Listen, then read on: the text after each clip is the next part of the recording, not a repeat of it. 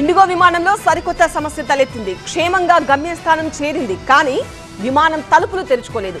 40 నిమిషాల పాటు విమానంలోనే ఉండిపోయారు ప్రయాణికులు. ఛత్తీస్గఢ్ రాజధాని రాయ్పూర్లోని స్వామి వివేకానంద విమానాశ్రయంలో విచిత్రమైన ఘటన చోటు చేసుకుంది.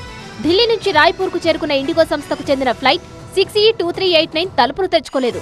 సాంకేతిక లోపం తలెత్తడంతో విమానం తలుపులు బిగుసుకుపోయాయి. విమానంలోని ప్రయాణికుల్లో అయోమయం నెలకొంది.